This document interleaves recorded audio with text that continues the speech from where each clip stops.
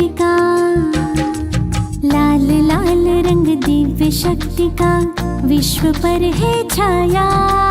सर्वेश्वर शिव परम पिता भूमंडल पर है आया।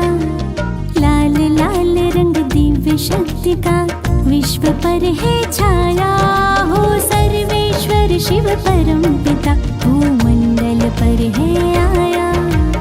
ओम नमः शिवाय, ओम नमः शिवाय, ओम नमः शिवाय, ओम नमः शिवाय।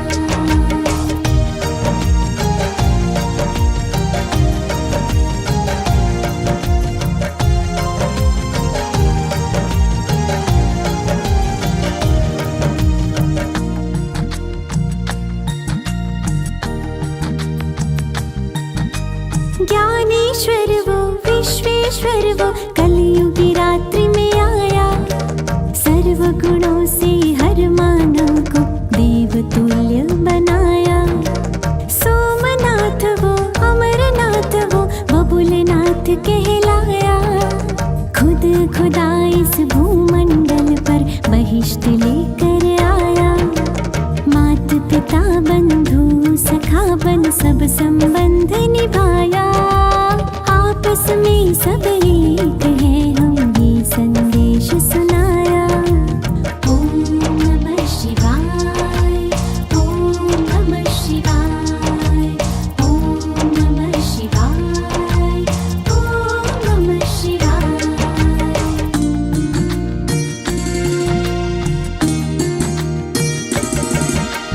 लाल लाल रंग दिव्य शक्ति का विश्व पर है छाया। सर्वेश्वर शिव परम पिता भूमंडल पर है आया। ओम नमः शिवाय, ओम नमः शिवाय, ओम नमः शिवाय, ओम नमः शिवाय, ओम नमः शिवाय, ओम नमः शिवाय, ओम नमः शिवाय, ओम नमः शिवाय।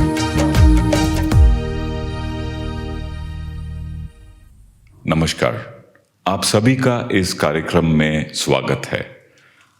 आज का हमारा विषय है अनिश्चित दौर, परमात्म शक्ति की अनुभूति।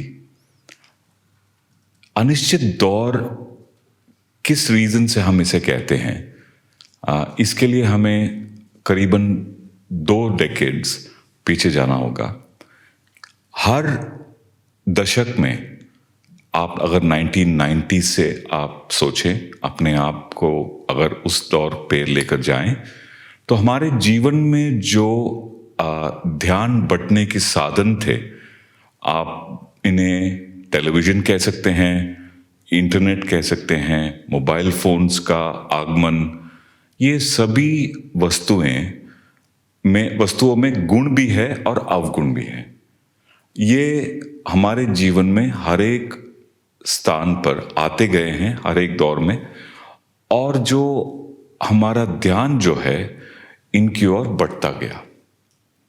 और ये इस मुकाम पर आके पहुंचा जबकि पिछले 2 साल में जब हमने कोविड का सभी ने सामना किया, साथ में मिलकर सामना किया, उस दौरान में इसके ऊपर और सारे कॉम्प्लिकेशंस और इनमें और सारी चीज़ें ऐड हो गई, शामिल की गई। जैसे कि लोग घर से काम करने लगे और घर पे काम करते करते एक दूसरे को घर की चीज़ें संभालते रहे, तो हमारे जीवन में थोड़ी करके ध्यान हमारा जो है, कंसंट्रेशन या फोकस जिसे कहते हैं, वो बढ़ता गया। और ये कभी कभी ये ख्याल आता है कि खास करके जब बहुत ही बिजी डे चलता होगा, कि हम शायद अगर एक मोबाइल फ़ोन होते तो खुद को अगर जाके चार्ज कर सकते थे तो बहुत अच्छा होता, क्योंकि हमारी एनर्जी, हमारी जो अंदरूनी शक्ति है वो लिमिटेड है, वो एकदम सीमित है। उसमें कोई बढ़त नहीं आई है पिछले 3 दशक में, वो उतनी ही रही है। तो इन सारी चीज़ों से हमारी जो शक्ति है वो बढ़ती गई, हमारा ध्यान जो है वो बढ़ता गया, और इसके कारण हमारा जो व्यवहार है इसमें काफ़ी सारे एरियाज में आलसपन आने लगा, या फिर बहाने आने लगे, या फिर अलबेलापन आने लगा, और इसके वजह से हम अपने आप से दूर होने लगे।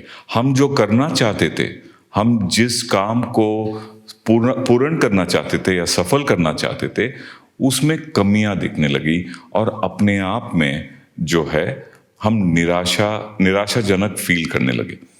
सो इस जोन में जब हम आ गए हैं तो बहुत सारी चीज़ों में हमें ऐसा लगता है कभी कभी कि कैसे हम अपने आप को, अपने ध्यान को भटकने से रोके और अपने कार्य की ओर इसको फोकस करें, और फिर अपना जो इंटरनल पावर है या शक्ति है उसे फिर से हम पा सके। इस टॉपिक का जो आज का जो विषय है ये महाशिवरात्रि के मौके पर है। तो इस फेस्टिवल का ज़्यादातर सेलिब्रेशन इंडिया में जागरण से होता है। तो इसका आध्यात्मिक जो रूप है, इसका मतलब एक तरफ से होती है कि इस अंधकार जो है, इस अलबेलेपन, इस एक तरफ का आलसपन, इन चीज़ों से जो बना हुआ अंधकार है, इस अंधकार से बाहर आने का जो रास्ता है, इसे हम किस तरह से, इसकी जर्नी हम कैसे शुरुआत करें। तो इस मौके पर हम चर्चा करने के लिए हमारे साथ सिस्टर जयंती आई हैं। सिस्टर जयंती, जैसे कि आप जानते हैं कि ब्रह्म कुमारीज की एडिशनल एडमिनिस्ट्रेटिव हेड है, यूरोपियन डायरेक्टर हैं ब्रह्म कुमारीज की, और आपने कई सारे वर्ल्ड प्लेटफॉर्म्स में अपना योगदान दिया है, और काफ़ी सारे लोगों को आपने एक तरफ से उनको अपना ब्रह्म कुमारीज का राज योगा मेडिटेशन जो है उसका सीख दिया है। उनमें से मैं भी हूँ। पिछले 20 सालों से मैं और मेरी धर्मपत्नी जो हैं सुजा, हम यूके के ग्लोबल सेंटर में आते हैं, और मेरा नाम जो है किशोर कृष्णन है, और हम कोफोर्ज में, मैं कोफोर्ज जो पहले सब इंडिया में जो है वो NIIT के नाम से जाना जाता था, वहाँ पे मैं डायरेक्टर हूँ। और इस राज योगा मेडिटेशन की वजह से मुझे और मेरे घर में परिवार मेंबर्स में काफ़ी फ़ायदा हुआ है। इसी चीज़ की वजह से हम चाहते हैं कि सभी लोगों को इसका फ़ायदा हो, और हम सिस्टर जयंती के साथ इस फेस्टिवल के मौके में किस तरह से हम परमात्म शक्ति का अनुभव कर सकते हैं, इसका आज चर्चा हम करने वाले हैं। जी, वेलकम सिस्टर जयंती। धन्यवाद। ओम शांति। जी, ओम शांति। जैसे आपने कहा कि आध्यात्मिकता के हिसाब से हम देखते हैं कि संसार में हम जैसे कि बहुत दूर हो गए हैं खुद से और परमात्मा से। तो उसमें जो अंदर की शक्ति चली गई है, आत्मा बिल्कुल निराश भी हो गई है, आत्मा अशांत भी हो गई है, दुखी भी हो गई है। तो मुझे लगता है कि पैंडेमिक एक कारण बना हमको ये रियलाइज़ करने के लिए कि जो हम अपने अंदर की वैल्यूज़ है उससे कुछ दूर चले गए हैं। तो कुछ शांति का समय मिला, उसमें मैं जानती हूँ कि कईयों ने शरीर का भी त्याग किया, तो वो दुख का वातावरण भी था। परंतु मुझे लगता है कि जो नॉर्मल बिजनेस से थोड़ा शांति आ गई, उससे कई लोगों को अपनी अंदर झांक के देखने का भी मौका बना। तो ये जो संसार में आज अंधकार चल रहा है, जिसको हम कहेंगे कलयुग, तो ऐसे कलयुग के समय मुझे लगता है कि जब हम अंदर की यात्रा करते हैं, खुद को जानने का प्रयत्न करते, तो जब हम ये समझते हैं कि मैं ये शरीर नहीं हूँ, मैं हूँ आत्मा, तो उस घड़ी से हमारी जागृति होने लगती है। आपने ठीक कहा कि विशेष इस त्योहार पर कोई नाच गाना तमाशा नहीं होता, परंतु ये एक भिन्न प्रकार का त्यौहार होता जिसमें जागरण करते हैं, भजन करते हैं, व्रत रखते हैं आदि। तो इन सब बातों का आध्यात्मिक रहस्य है कि जबकि अंधकार का समय है, परमात्मा शिव अवतरित होकर के अंधकार को दूर करने के लिए ज्ञान की रोशनी देते हैं, ज्ञान से तीसरा नेत्र खोलते हैं जिससे हम खुद को जाने और परमात्मा को जाने। तो मुझे लगता है कि इनफैक्ट ये त्यौहार शिवरात्रि का, महाशिवरात्रि कहते हैं, ये त्यौहार है सारे कैलेंडर के अंदर जो भी और त्यौहार है सबसे मुख्य त्यौहार, क्योंकि निराकार शिव परमात्मा ही है जो सर्व आत्माओं का माता पिता है। तो उसका हम अवतरण का यादगार मना रहे हैं।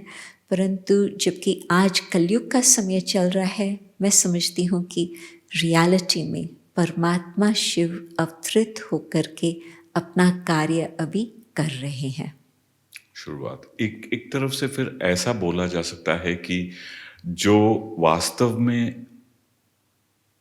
एक दिन का त्योहार होता है, ये एक दिन का नहीं पर ये शुरुआत है जी इस जर्नी का। हाँ। जो जिसमें हम अपने आप को जान सकते हैं पहले, और आपने कहा कि हम अपने आप को समय लेके अपने आप को पहचाने और अपने आप के बारे में थोड़ा सा और जाने। इसका रास्ता कहाँ से शुरू होता है? किस बात से हम शुरू कर सकते हैं? पहले तो हम ये माने कि ये शरीर तो हाँ बहुत वैल्यूबल है, बहुत कीमती है, परंतु इस शरीर से यदि आत्मा निकल जाती तो ये शरीर अपने आप कुछ नहीं कर पाता। परंतु हम सब जो भी अपना परिचय देते हैं औरों को, या जो भी हम कोई विचार करते हैं, हम अपने को ये शरीर अथवा ये देह ही मानते हैं। तो फर्स्ट स्टेप तो ये आता है कि हम ये समझें कि मैं आत्मा, चैतन्य शक्ति, प्रकृति के बीच में निवास करने वाली ज्योति स्वरूप आत्मा हूँ। तो जब हम उसकी जानकारी में जाते हैं कि आत्मा क्या है, उसका तो बहुत सुंदर, बहुत गहरा डिटेल है, परंतु अभी तो मैं यही कहेंगी कि जो भी चैतन्य शक्तियाँ हैं, चाहे मन है, चाहे बुद्धि है, चाहे संस्कार है, जिसको हम कहते हैं कि ये मनुष्य आत्मा है, तो वो सब इस ज्योति स्वरूप बिंदु रूप में समाया हुआ है। मेरा मन, मेरी पर्सनालिटी, मेरा विवेक, मेरी मेमोरी, सब कुछ इस ज्योति बिंदु के अंदर है। तो जितना जितना मैं अपने को ये मानने लगती हूँ कि मैं आत्मा हूँ, इस देह से न्यारी हूँ, तो ये है फर्स्ट स्टेप, जिसको हम कहेंगे देही अभिमानी स्थिति। देह अभिमान तो हम जानते हैं, परंतु ये है देही अभिमानी स्थिति, क्योंकि जब हम अपने को देह मानते तो हमारा बुद्धि योग सब तरफ यहाँ बिखरा हुआ है। और आपने ठीक कहा, बहुत बहुत डिस्ट्रैक्शंस आ गए हैं जीवन में। परंतु जब हम अपने को देही मानते हैं, आत्म स्वरूप में मानते हैं, तो फिर हम परमात्मा के साथ अपना संबंध जोड़ सकते, क्योंकि परमात्मा को देह नहीं है, शिव है ही निराकार ज्योति स्वरूप। तो जब निराकार ज्योति स्वरूप से हम कनेक्शन जोड़ने चाहते हैं तो हमें भी अपने देह को भूलना पड़ता, और फिर जब हम देह से न्यारे होते, खुद को जानकर फिर परमात्मा को जानने की कोशिश करते, तो परमात्मा के साथ आत्मा का परमात्मा के साथ संबंध जुट जाता। परमात्मा द्वारा जो कुछ परमात्मा के अंदर गुण है वो परमात्मा हमें दे सकते, परंतु वो कनेक्शन बनाना होता। जिस तरह से वायर का कनेक्शन हो पावर हाउस से, तो आपको जो इंसुलेशन है रबर की, उसको उतारना पड़ता, तो फिर वो लाइव वायर बन के फिर वो कनेक्शन जुड़ता। इस तरह से इसको भुलाकर हमें वो कनेक्शन जोड़ना होता। जयंती बहन, आपने बहुत ही अच्छा एग्जाम्पल दिया कि वायर को ठीक से कनेक्ट करना और इंसुलेशन को निकाल के लाइव वायर को कनेक्ट करना, क्योंकि हमारे में एक हैबिट सी बन गई है, जो आदतें हैं, जिसके वजह से हम सोच तो सकते हैं, शुरू में हमारे मन में आता है कि हम आत्मा हैं, पर फिर सामने कुछ दृश्य आ जाते हैं जिसके वजह से हम फिर देही से देह अभिमान में आ जाते हैं और फिर देह से देही में चले जाते हैं। उसके वजह से जो चेंजेस होते हैं, जो फ्लक्चुएशन होती है, उसका हम किस तरह से वो कांस्टेंट फोकस कैसे मेंटेन करें? आप सोचो, जिस समय बच्चा जन्म लेता, उसको न अपने नाम का पता है, न उसको जेंडर का पता है, न उसके पेरेंट्स का पता है, कुछ भी पता नहीं है। परंतु उसको बताते हैं, तुम्हारा नाम ये है, तुम लड़का है, तुम लड़की है, ये तुम्हारे माँ बाप है, आदाद। तो उसको जितना जितना वो सुनता जाता, उसके अंदर वो बात समाती जाती। फिर वो खुद उस बात को स्वीकार करने लगा कि ये मैं हूँ। तो यहाँ पर कोई और मुझे याद दिलाने वाला नहीं होगा, मुझे खुद अपने आप को याद दिलाना होगा कि अब मैं इन आँखों से जो देख रही हूँ, कौन देख रहा? मैं आत्मा इन नेत्रों द्वारा देख रही हूँ।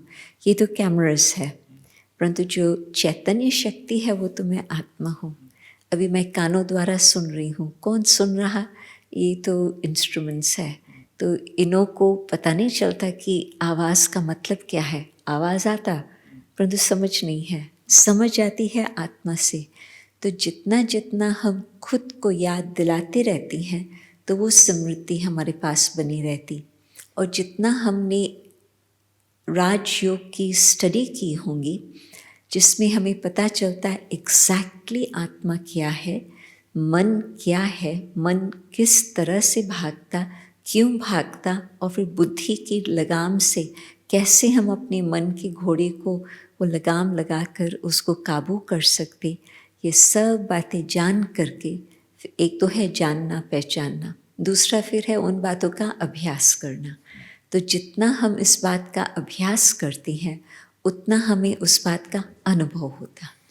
तो एक तरफ से ये एक मैराथन का दौड़ है, ना कि ये 100 मीटर रेस।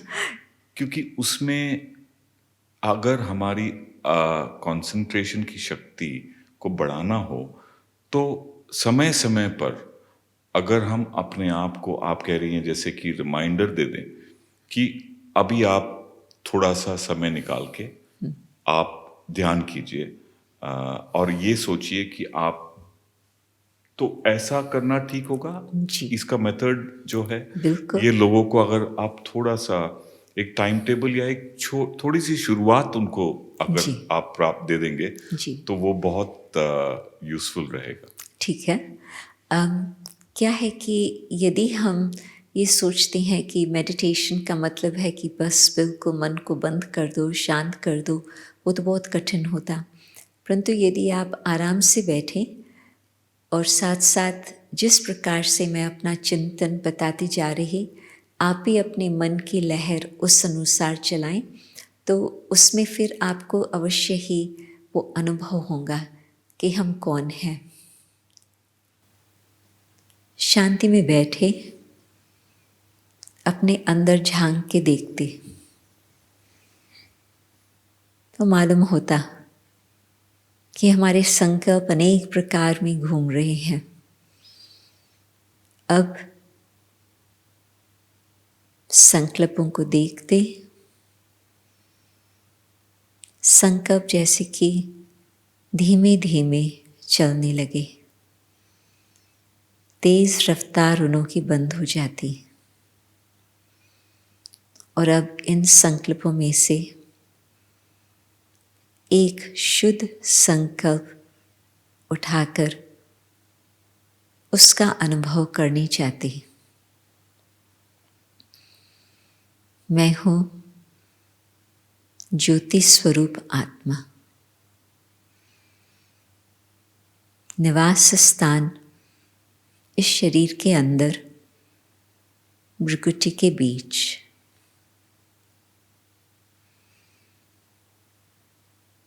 जैसे ही मन ज्योति स्वरूप आत्मा में एकाग्र होता,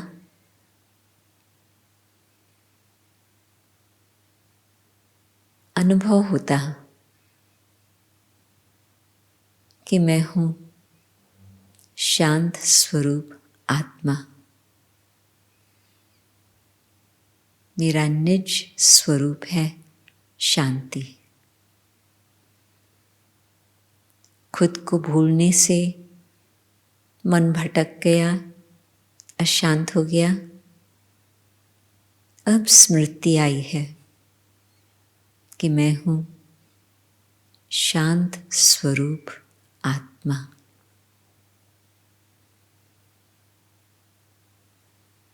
ये मेरा आदि अनादि स्वरूप है।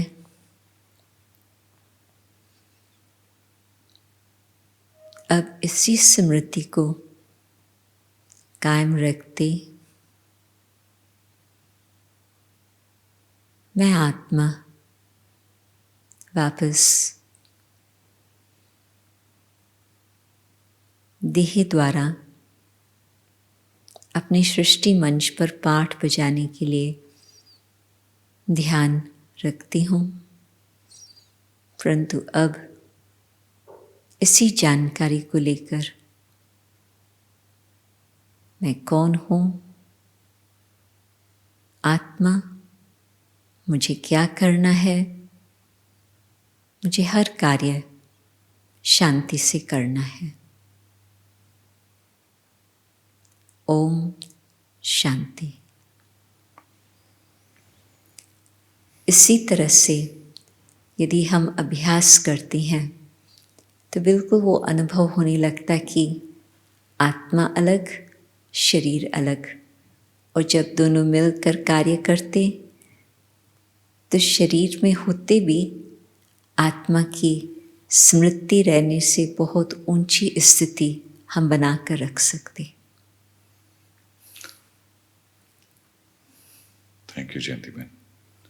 और इसमें हर व्यवहार में भी बहुत सा फायदा हो सकता है, जिसमें आप ऑलमोस्ट हर इंटरैक्शन में 1 सेकेंड की डिले अगर आप ऐड कर देंगी, सिर्फ ये सोचते हुए कि आपके पास ये शरीर नहीं पर कि और कोई चीज़ है जो आपको पावर देती है, देन आई थिंक वो बहुत यूज़फुल प्रूव कर सकता है। आप बिल्कुल ठीक कह रहे हैं, क्योंकि क्या होता कि किसी ने कुछ बात कही और मुझे पसंद नहीं आई और तुरंत मेरा जो रिएक्शन होता, तो उसने किस भाव से कहा क्या मालूम, परंतु मेरा जो रिएक्शन होता फिर उसमें एक का दूसरे का कनेक्शन बनता जाता है, एक्शन रिएक्शन का। तो जो छोटी भी बात है वो बहुत बड़ी हो सकती, परंतु किसी ने कुछ भी कहा, परंतु मैं 1 सेकंड शांत रह करके फिर अपने को याद करके स्मृति दिला करके मैं आत्मा शांति का स्वरूप हूँ, तो उससे फिर जो हम उत्तर देते हैं बिल्कुल भिन्न प्रकार से देते, तो जो रिस्पॉन्स भी फिर मिलता उसी अनुसार पॉजिटिव रिस्पॉन्स मिलेगा। तो बिल्कुल ठीक कहा कि टोटल जो हमारा कार्य व्यवहार है, इंटरेक्शन होता, उसमें एक बहुत सुंदर नवीनता आ जाती। तो सचमुच शिवरात्रि के समय पर यदि हम सोचें कि हम परमात्मा शिव निराकार से शांति का सागर जो शांति दाता है, उससे ये हम शांति का वरदान ले लेवें, तो हमारी जीवन बहुत सुंदर बन सकती। यस। तो आपने अभी जो अब तक डिस्क्राइब किया वो है खुद को जानना और खुद को पहचानना, और इसे हम अगर निरंतर इसकी एक प्रैक्टिस हम करें तो उसके लिए हमें चाहिए थोड़ा सा और एडिशनल हेल्प। एंड इस चीज़ के लिए जैसे आपने परमात्मा की बात की, उनको अगर हम और अच्छी तरह से जान लेवें तो ये जो कनेक्शन और ये जो अंडरस्टैंडिंग है वो और भी पक्का हो सकता है। तो वो उसकी शुरुआत कैसे करें? देखो, जब मैं आपको जानती हूँ तो फिर हमारा संबंध बन सकता।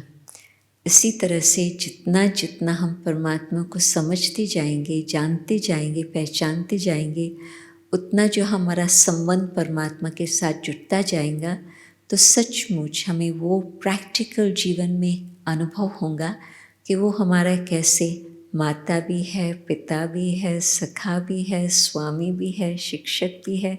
जो हम कहते हैं कि आत्मा का सर्व संबंध एक के साथ है, तो वो हमें जीवन में वो प्रैक्टिकल अनुभव होता।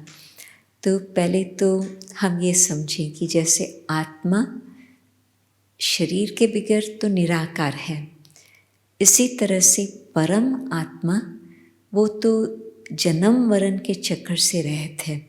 ये तो जो भी कोई गीता का स्टूडेंट है या स्टूडेंट ना भी हो, जो कुछ इन बातों पर विचार करने वाला हो, तो ये ज़रूर मानेगा कि सब आत्माओं में यदि एक आत्मा परम है तो अवश्य कुछ अनोखी अलग विशेषता होंगी। जो सब आत्माएं जन्म मरण के चक्कर में बंधी हुई है, ज़रूर कोई एक होगा जिसको हम कहते हैं मुक्तिदाता, जीवन मुक्तिदाता। तो वो परमात्मा कभी जीवन के जन्म मरण के चक्कर में नहीं आते, सदा ही वो निराकार है।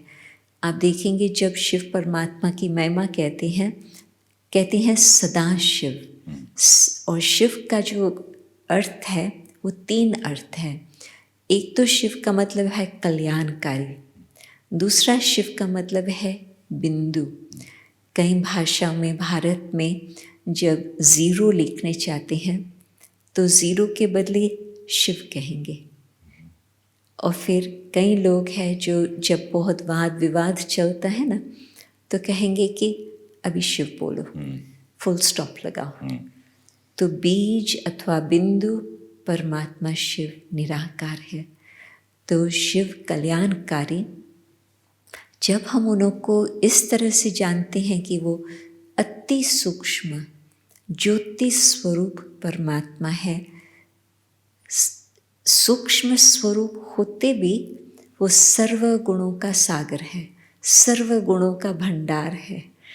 जिस कारण से जो आत्मा को जिस घड़ी ज़रूरत है, बस हम मन भाव मन को परमात्मा में लगाते हैं, तो जो परमात्मा के पास है वो हमारे पास आ सकता।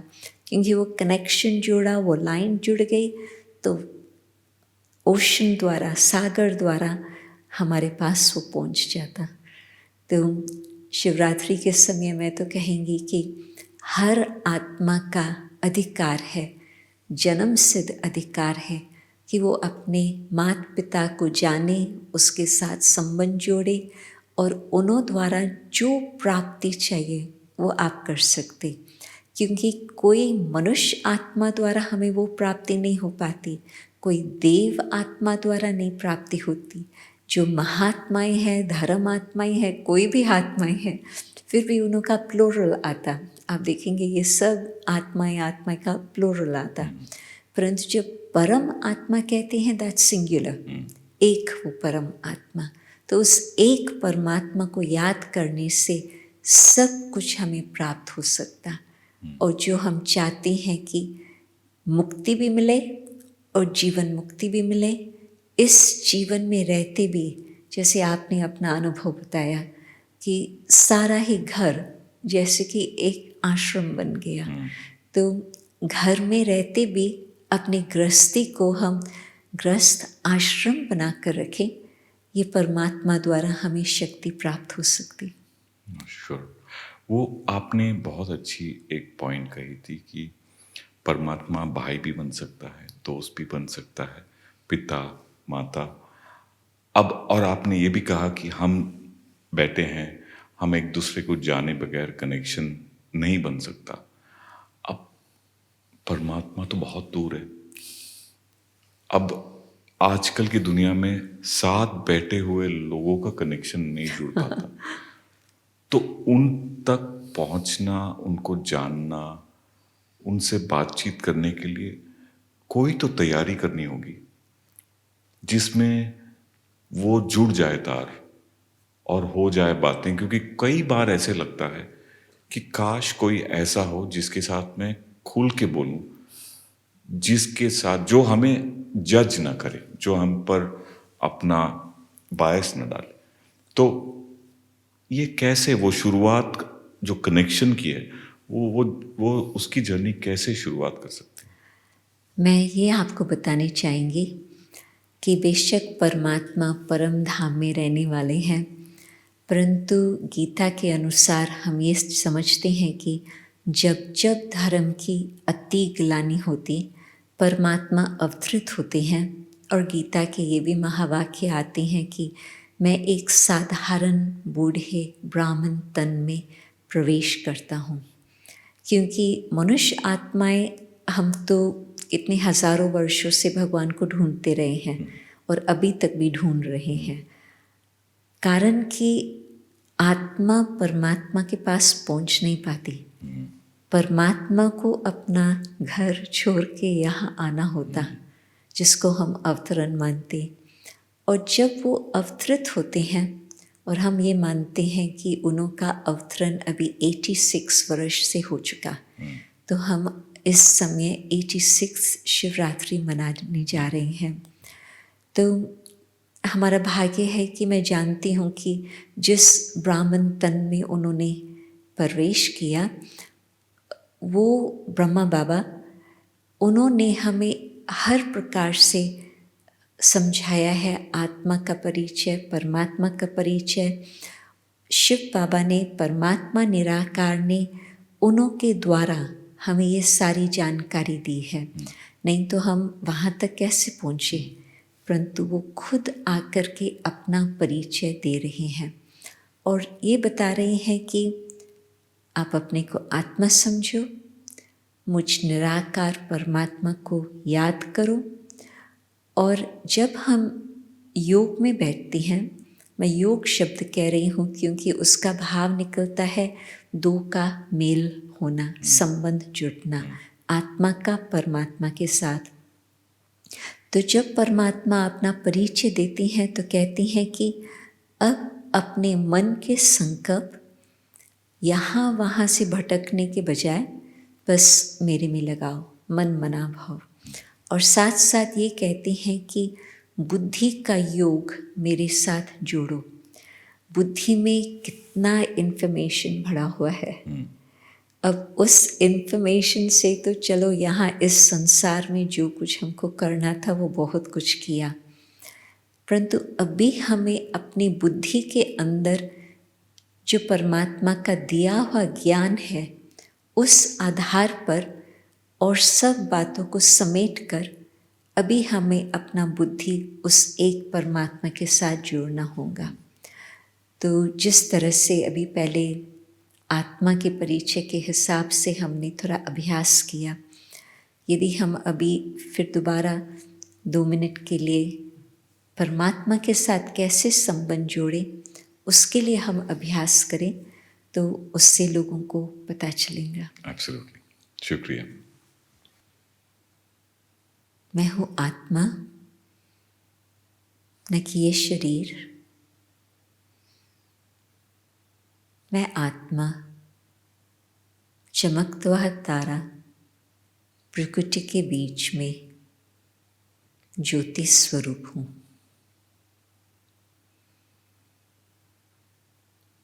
अब और सब बातों से बुद्धि को हटाकर शिव परमात्मा ज्योति स्वरूप में मैं अपने मन को एकाग्र करती हूँ।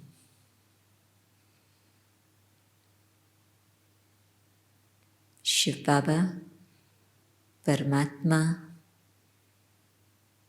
शांति का सागर, दुख हरता, सुख करता, प्यार का सागर,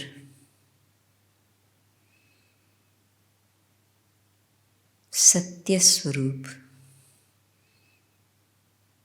जिसको हम याद करते हैं, सत्यम, शिवम, सुंदरम।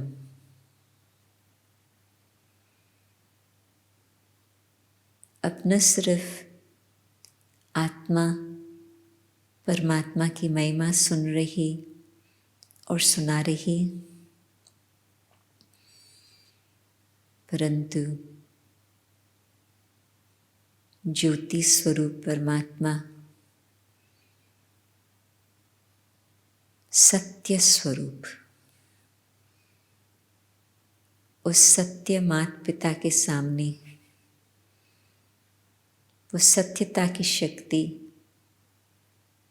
आत्मा में आती जा रही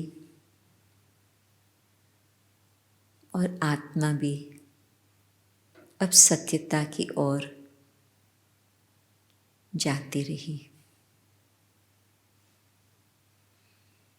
सत्यता की शक्ति विश्व में फैलती जा रही और अंधकार मिटकर ज्ञान सूर्य के रोशनी द्वारा दिन आरंभ होने जा रहा।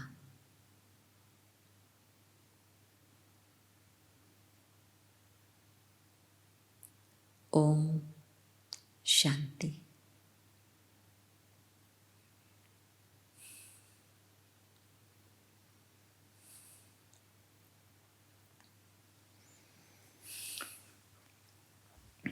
जयंती बहन, आपने सत्यता की शक्ति कही।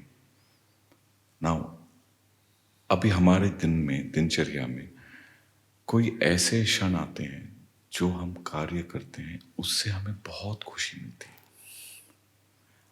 और ऐसे अगर हम दिन भर करते रहें, कोई सत्यता या फिर कोई किसी को सद्भावना, गुड विशेस देना, या कोई अपने आप को बिना किसी के प्रभाव में ना आना, इससे हमारा जो पावर है वो एनर्जी सेव भी होती है और कनेक्शन जो है वो जुटा रहता है, क्योंकि कोई डिस्ट्रैक्शन होती नहीं है। तो हमने खुद को जाना, परमात्मा को जानने का जो हमारा जो जर्नी है वो हमने शुरुआत करी।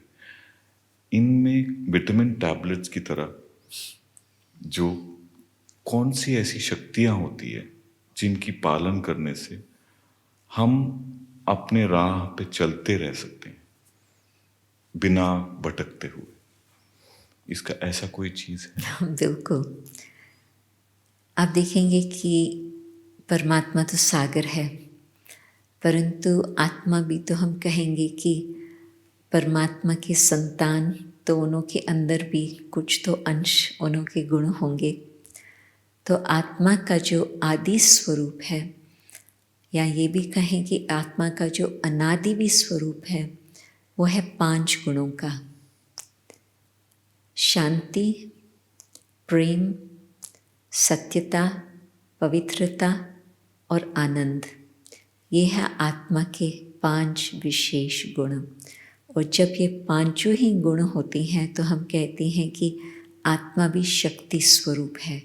कोई अलग गुण मिस होते हैं तो आत्मा की शक्ति इतनी नहीं नजर आती, परंतु जब हम परमात्मा की याद द्वारा वो गुण अपन में धारण करते जाते हैं और दिन भर अपने कार्य व्यवहार में आत्म स्मृति में रहकर उन गुणों का हम पालन करते हैं अथवा उस अनुसार अपने जीवन को चलाते हैं, तो ऐसे लगता है कि जो हम कर्म कर रहे हैं वो भी एक प्रकार का योग है।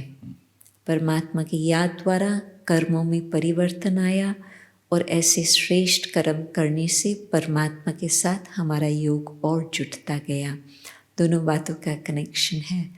तो हाँ, सचमुच ये यदि हम जीवन में अपने में गुण धारण करके उस आधार पर अपने जीवन को चलाएं, तो जिस तरह से परमात्मा इतना सुंदर कार्य करते हैं जो विश्व को कलयुग से सतयुग बना लेते, भगवान की ये शक्ति है, सर्वशक्तिवान की शक्ति है जो विश्व का परिवर्तन कर सकता। परंतु जितना जितना हम परमात्मा को याद करके अपने निजी गुणों को फिर से इमर्ज करके जीवन में पालन करते हैं, तो हम भी उस कार्य में सहयोग दे सकते, ताकि हम भी परमात्मा का जो कार्य है कलयुग से परिवर्तित करके सतयुग लाना, हम भी उसमें सहयोग दे करके उसका हमें भी भाग्य प्राप्त हो सकता। तो एक तरफ से अगर बोला जाए तो इन गुणों के ना होने से हम हमारे अंदर जो है वो एक एक ऐसा निराशाजनक फीलिंग जो है वो आती रहती है, क्योंकि आत्मा को पता है कि उसे क्या चाहिए। तो ये गुणों का फिर से रिवीजन कर लें क्विकली, ये 5 गुणों का। जी, शांति, प्रेम, सत्यता, पवित्रता, आनंद। आनंद जो है ये खुशी नहीं होती, और इसको हम इंग्लिश में कहें तो हैप्पीनेस नहीं, पर ये ब्लिस है। तो आनंद का हम किस तरह से हम अपने आप में इसको कैसे धारण कर सकते हैं? एक एग्जाम्पल है। अब देखेंगे कि जब हम कहते हैं खुशी तो उसके ऑपोजिट में आता है गम। जब हम कहेंगे सुख तो उसके ऑपोजिट में आता है दुख। परंतु जब आनंद का अनुभव होता उसका कुछ ऑपोजिट नहीं होता। और खुशी में कहेंगे कि तब होती जबकि कुछ साधारण जीवन में कुछ अच्छी बात आती है तो कहेंगे खुशी है, परंतु आज खुशी है कल गुम भी हो सकती है। या जब हम इंद्रियों से पार जाने का कुछ अभ्यास करते हैं, आत्म स्मृति में हम रहते हैं, तो अंदर का जो सुख है वो हमें अनुभव होने लगता। परंतु जैसे आपने पहले कहा, कभी देह का याद आता, कभी देही आत्मा की स्मृति आती, तो वो दुख सुख की भी लहर आती रहती। जब हम अपनी स्थिति को इन सब बातों से ऊंचा बना कर रखते हैं, अपनी स्थिति परमात्मा की स्मृति द्वारा वो स्टेबल स्टेज होती जिसमें हमें कोई बात का बाहर का आधार नहीं चाहिए, तो उस स्थिति में हम आनंद का अनुभव कर सकते। परंतु पहले तो स्टेज ये है, मैं कहेंगी कि खुशी गम से ऊपर आप सुख का अनुभव करें। अति इंद्रिय सुख, इंद्रियों से पार जो सुख है वो अंदर की स्थिति, और जितना आप उसका अनुभव करते जाएंगे और आत्मा के अंदर सत्यता की शक्ति आती जाएंगी, तो हम उस स्थिति को पा सकेंगे जिसको कहते हैं आनंद। तो इसका मतलब ये भी हुआ कि किसी भी इंसान से ना हम सुख लेवे ना उनको दुख देवे। अगर इस तरह का व्यवहार होगा, किसी ने आपसे कुछ कह दिया, तो वो अगर हम ये समझने लगे कि हाँ वो हमें नहीं कह रहा है, या वो हम अगर अपने आप पे ले लेंगे, तो उससे दुख हो सकती है। क्योंकि वही अगर हमारी डिपेंडेंस एक्सटर्नल पार्ट एंटिटी से हो, भला कि परमात्मा से, तो हमें उसमें निराशा होने का जो है वो डर हमेशा रहेगा। एंड कॉन्स्टेंटली अगर हम परमात्म सुख की ओर जाएं, देन जो है हमारी डिग्निफाइड बिहेवियर और स्टेट जो है वो स्टेबल रह सकती है। उसमें हम थोड़ा सा अंतर लाएंगे। हम कहेंगे कि हर समय हम अनेक आत्माओं को सुख देते रहें और उन्हों द्वारा भी हम सुख लेते रहें। मानो कि हम एक्सपेक्टेशन नहीं कर रहे हैं, परंतु उन्हों का कैसे भी व्यवहार हो, हम उसका इंटरप्रिटेशन अपने पास ऐसे बना कर रखें, अपनी वृत्ति को ऐसे बनाएं जो हमें वो सुख की प्राप्ति हो, न कि दुख की। तो एक तो परमात्मा की शिक्षा ये है कि सदा ही सुख देते रहो और सुख लेते रहो। और दुख के लिए भी परमात्मा की ये शिक्षा है, न दुख दो और न दुख लो। वो यदि वो दुख आपको देने भी चाहे, परंतु मुझे स्वीकार नहीं है, मैं अपनी स्थिति को ऐसे बनाऊं जो वो दुख की फीलिंग मेरे पास न आए। बड़ी दीवार खड़ी कर देंगे। परमात्मा की शक्ति से तो क्या नहीं हो सकता। नो, आई थिंक ये बहुत ही इम्पॉर्टेंट है रोज़मर्रे के जीवन में। अगर हम इस प्रैक्टिस में आना चाहते हैं, जिस तरह से हम अपने आप को स्टेबल बनाए रखें, क्योंकि ये व्यवहार जो है ये हमसे ऊर्जा ले लेती है और हमारी शक्ति जो है वो कम कर देती है। और जिसकी वजह से हमारा जो पहला टॉपिक था कि परमात्म शक्ति का अनुभव करना, ये अगर होगा तो अगर ये पांचों शक्तियों को भी हम धारण कर ले तो इनमें से हमें बहुत सारा प्राप्ति हो सकती है हमें, और पॉजिटिविटी रह सकती है, जिसकी वजह से हमारा इंटरेक्शन जो है वो बेहतर हो जाएगा हर एक इंसान से। बिल्कुल। और जैसे परमात्मा दुख हरता सुख करता है, हम भगवान के बच्चे भी ऐसे ही बन सकते हैं। एग्जैक्टली, सुख देते रहे, हम बांटेंगे सुख। जी That's जी। good. इस पे एक कोई भी एक गुण में हम उसके ऊपर मेडिटेशन कर सकते हैं जिसको जी। हम इंटरनलाइज करें। जी। Thank you. मैं आत्मा शांत स्वरूप हूँ और अब परमात्मा शांति सागर को याद करते शांति की लहरें न केवल आत्मा तक पहुँचती,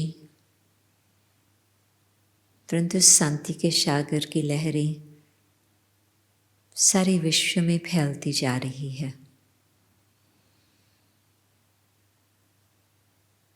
मुझ आत्मा को भी यही अब स्मृति आती तो मेरा मन भी शांत, बुद्धि भी शांति की शक्ति को ग्रहण करती जा रही, और संस्कार भी मेरे शुद्ध, शीतल, शांत होते जा रहे। न केवल मेरी आत्मा तक शांति की ये लहर पहुंच रही, सर्व मनुष्यात्माएं, सारा ये विश्व का परिवार सब शांति की खोज में है, तो सबको शांति का सागर, शांति की देन देते जा रहे। शांति की शक्ति द्वारा क्रोध की अग्नि समाप्त होती जा रही,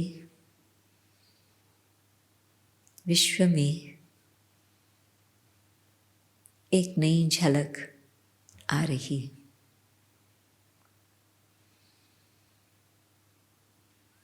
अशांत संसार को शांति का सागर, नया सुंदर शांतमय सुखमय संसार बना रहा।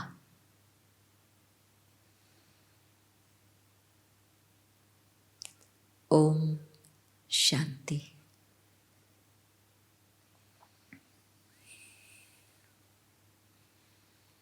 ओम शांति। ओम शांति।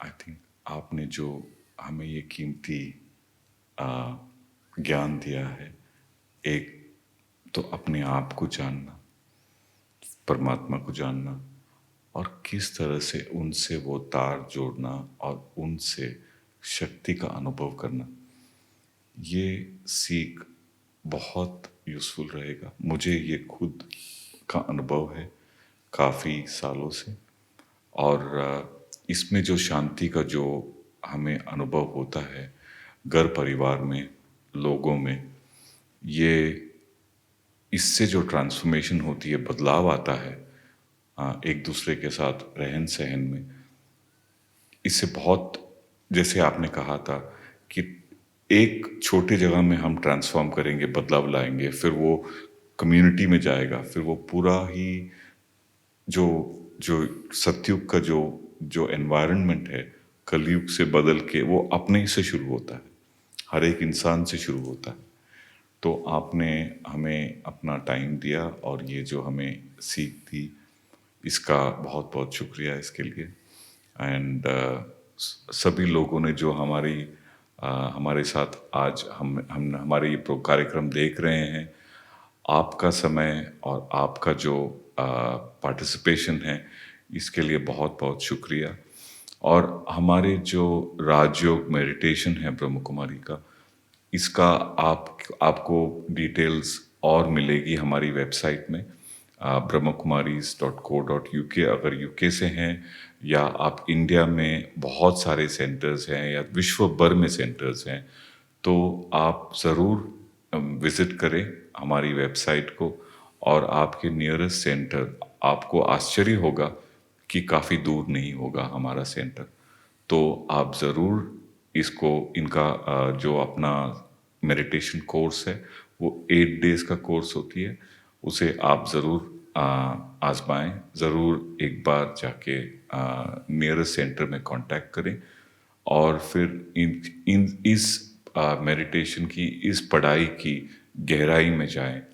तो इन 5 गुणों का जो है वो तो आपको बेनिफिट मिलेगा ही मिलेगा, प्लस बहुत सारे और वर्च्यूज़ और गुण हैं जिससे आप अपना रोज़मर्रा का ज़िंदगी और एनर्जी इंक्रीज कर सकते हैं एंड और भी ज़्यादा प्रोडक्टिव हो सकते हैं।